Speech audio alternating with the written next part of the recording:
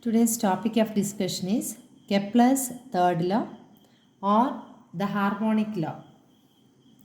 See, now we have already discussed about Kepler's planetary motion, that is Kepler's first law, Kepler's second law, and we used the energy conservation statements. There we have studied the different conic shapes depending upon the values of eccentricity and the total energy. Okay, so we have considered or we have studied that the eccentricity E is given by root of 1 plus 2EL square by mk square,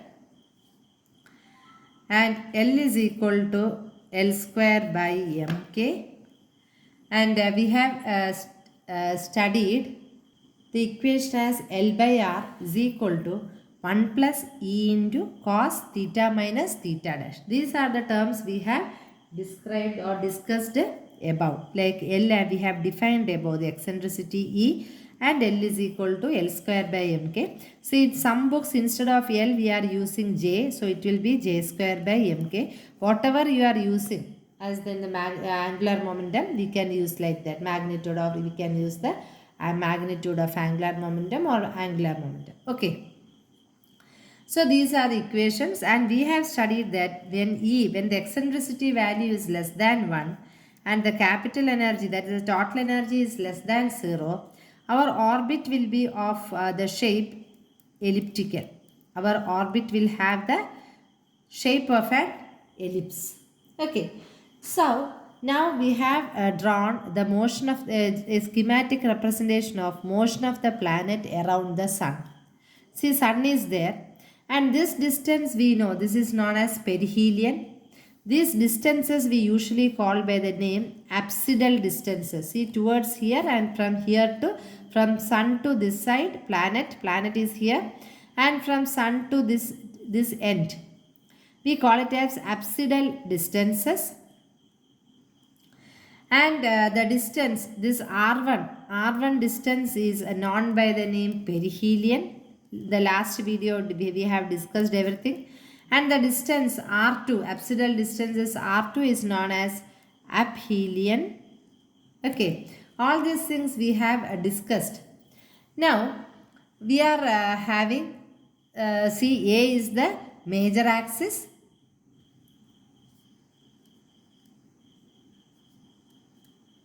Of the ellipse. All these things we have already discussed. Now let's come to this equation, that is L by R is equal to 1 plus E into cos theta minus theta dash. See what happens when theta minus theta dash equal to 0. See, when theta minus theta dash is equal to 0, we will be getting the value of cos 0. And we know that cos 0 is equal to 1.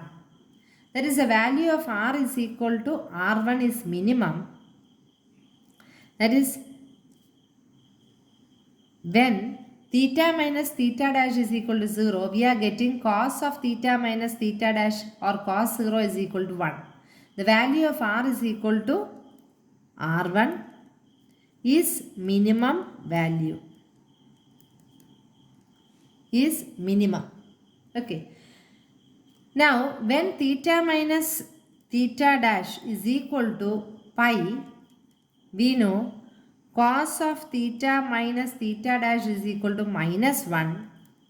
R is equal to R2 is maximum. See, this is minimum. R is equal to R1 is minimum, and R is equal to R2 is the maximum. Now let us rewrite this equation using the apsidal distances R1 and R2. That is, L by R1 is equal to 1 plus E. Similarly, L by R2 is equal to 1 minus E, because when R is equal to R2, we are getting the value here as minus 1, and when R is equal to R1, we are getting the value as 1. So our equation is reduced to L by R1 is equal to 1 plus E, and L by R2 is equal to 1 minus E. See, from this equation we can write R1 is equal to L by 1 plus E. From this equation we can write R2 is equal to L by 1 minus E. Now we have written that A is the semi-major axis of the ellipse. See, the semi-major axis of the ellipse is defined as R1 plus R2 by 2. Semi-major axis of an ellipse is the one half the sum of the apsidal distances. Apsidal distances are the turning distances. So now we are having R1 and R2, that is 1 by 2. We are taking it outside, L by 1 plus E plus L by 1 minus E. So we know that L by 1 minus is L plus L is 2L, right? That 2 and this 2 will get cancelled and we are getting it as L by 1 minus E square. We are getting it as 1 minus E square, because if you are taking the LCM, what will A plus B into A minus B square. So L into 1 minus E plus L into 1 plus E. Okay, and when you are solving this, what we will get? And we are getting it as L by 1 minus E square. That means that A is equal to L by 1 minus E square. See, what is L here? Already we have taken, that is L square by mk. So we can substitute it over here. That is equal to, see, and we are having that E is equal to 1 plus root of 1 plus 2 EL square by mk square, right? So E is equal to, or E square is equal to 1 plus 2 EL square by mk square, right? So what is 1 minus E square? 1 minus E square is equal to minus 2 EL square by mk square. Okay, so we are going to substitute this 1 minus E square. We are having the denominator term as 1 minus E square and numerator term as L. So L we already have L square by mk, and 1 minus E square we got it as minus 2 EL square by mk square. So we can substitute it here, minus L square by mk into mk square minus 2 EL square, and we are getting it as minus k by 2e, because m and m will get cancelled. L square has gone, 1k and 1k has gone. So, or we can write that E is equal to minus k by 2a. We can write it as E is equal to minus k by 2a. This is in the case of elliptical orbit, that is total energy depends on the semi-major axis. The total energy depends solely on the semi-major axis in the case of an elliptical orbit.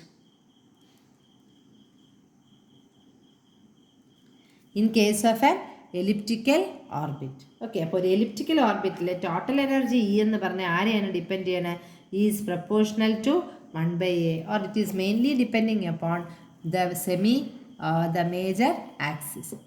Now consider that T is the periodic time in which the particle of radius vector completes one revolution.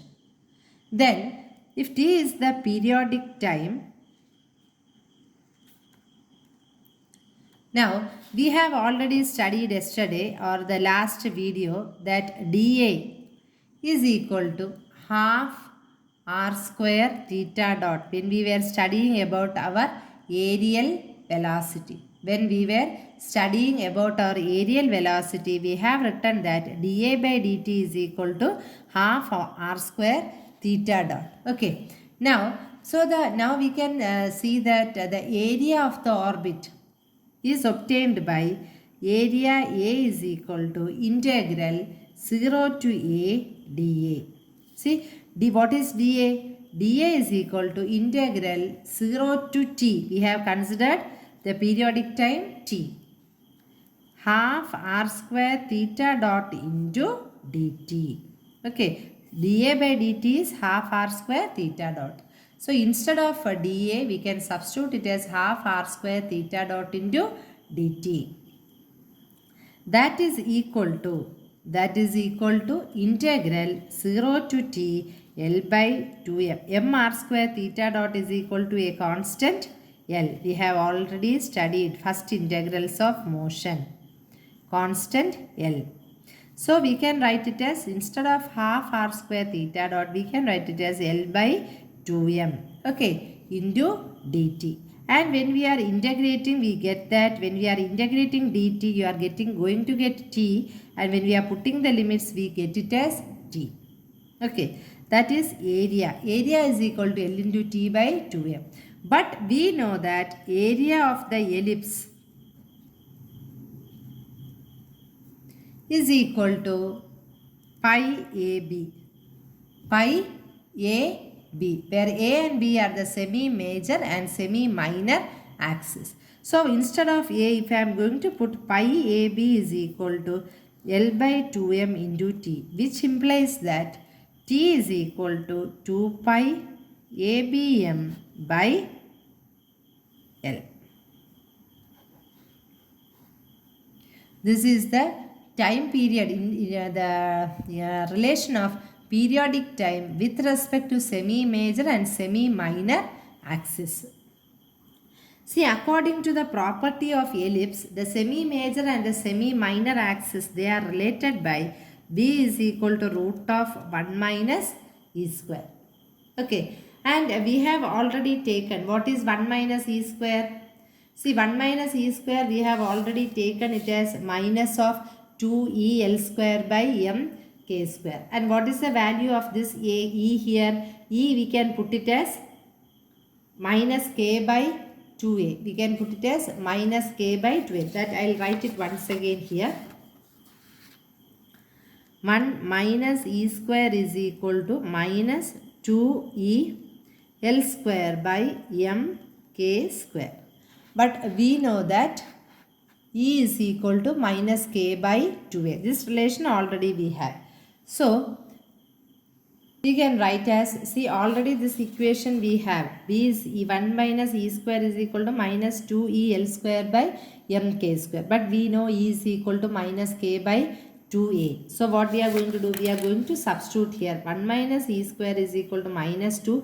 Instead of e, we are going to substitute k by 2a and then L square by m k square. That when you are solved, or when you are simplifying, you are getting it as a into root of L square by m k a. Again this a and this a will get cancelled, and you can also write it as root a into L by root of m k. You can write it as root of m k. Okay, because, okay, now we have the equation a is equal to L by 1 minus e square. We have the equation a is equal to L by 1 minus e square. Right?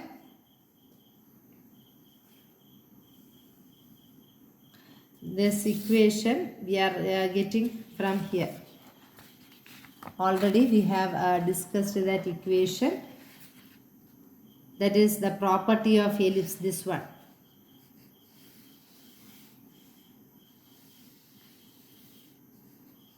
This equation. Okay. So from this equation we can write as a is equal to r1 plus r2 by 2, that is equal to L by 1 minus e square. We are going to use this equation here. So a is equal to L by 1 minus e square. And what is L here? L is j square by m. L is L square by m k. Right? So instead of this L, we can put it as L square by m k into 1 minus e square. Okay. Or we can also write it as 1 minus e square is equal to L square by m k a.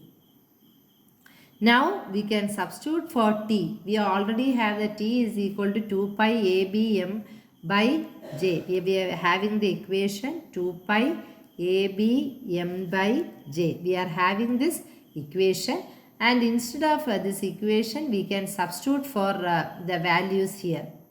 Okay, we can substitute, that is equal to, we have taken the value of b which we already got from here. B is equal to a into root a into L by root of mk. We already have the equation. That equation we are substituting here for b. We are substituting for b here. Now see this a raised to 1 and a raised to 1 by 2, that will become a raised to 3 by 2. That is 2 pi a raised to 3 by 2. And this L and this L will get cancelled. And this m and this root of m will get cancelled, and we'll write it as m by k. That is t is equal to 2 pi into a raised to 3 by 2 m by k. This gives the periodic time of an elliptical orbit. Periodical time of an elliptical orbit. See this one we can, if you are squaring this equation, what you will get? 4 pi square a cube m by k. Or we can write it as, this implies that t square is proportional to a cube. T square is proportional to a cube. That is, what is t here? T is the period of revolution. So square of period of revolution of a planet around the sun is proportional to cube of semi-major axis of the elliptical orbit. This is known as Kepler's third law of planetary motion. See, we know that this motion of the planet around the sun is a two-body problem, right? So instead of m, we can replace m by mu, reduced mass, where mu is equal to m1 m2 by m1 plus m2. See, m1 may be the mass of m1 is mass of sun, and m2 be the mass of planet. Okay, m1 be the mass of sun and m2 be the planet. And also we have the force law. Force law, F of r is equal to minus g m1 m2 by r square. This we have already written that this is equal to minus k by r square. So we can write this as F of r is equal to, or we can write k is equal to g m1 m2. We can write this minus and this minus cancels, and we get that k is equal to g m1 and m2. Therefore we can write t is equal to, see here denominator we are having a k. We can write it as 2 pi a raised to 3 by 2 divided by root of g into m1 plus m2. m1 plus m2. Or if you want to square, you can write it as t square is equal to 4 pi square a cube divided by g into m1 plus m2. Okay, and this is what we say about the Kepler's third law of motion. See, if you want to obtain a more correct statement, that is square of the period of various planets are proportional to cube of the respective semi-major axis, see with a different proportionality constant, then we have to see that proportionality constant is different depending upon the each planet. So if you are neglecting the mass of the planet, here mass of the planet is taken as m2. അപ്പോൾ നമ്മൾ m2 neglect ചെയ്യുകയാണ്. കാര്യം mass of the സണ്ണിനെ വെച്ച് compare ചെയ്യുമ്പോൾ m2 neglect ചെയ്യുകയാണെങ്കിൽ then this equation will become t square is equal to 4 pi square a cube by g m1 because we have ignored the mass of the planet. Or you can write it as a t square. This implies that t square is equal to 4 pi square m2k by a cube, because we know k is equal to g m1 m2. k എന്ന് പറയുന്നത് g m1 m2 ആണ് അല്ലേ. അപ്പോൾ അതിനെ ഞാനിവിടെ substitute ചെയ്യുമ്പോൾ you will get it as t square is equal to 4 pi square m2 a cube by k. And this is the approximate relation, and we know in the case of Kepler's third law of planetary motion. Okay, and see if you are going to consider an electron E that is moving around the nucleus of charge say ZE, then the central force that is acting we have already studied when we were studying about inverse square law of force. We have studied minus 1 by 4 pi epsilon 0 q1 q2 by r square. Here we are going to consider the electron here, and q1 q2 by r square. This is equal to, we know this is equal to minus k by r square. And what is k here? K is equal to Z square by 4 pi epsilon 0. See, if the total energy E is less than 0, the electron will move in an elliptical orbit. And the period t square is given by 4 pi square a cube mu by k instead of the mass. And this k we can substitute at Z square by 4 pi epsilon 0 if you want. That is 4 pi square a cube mu into 4 pi epsilon 0, okay, by Z E square. Or you can write it as, or we will get it as 4 pi by E root of, okay, pi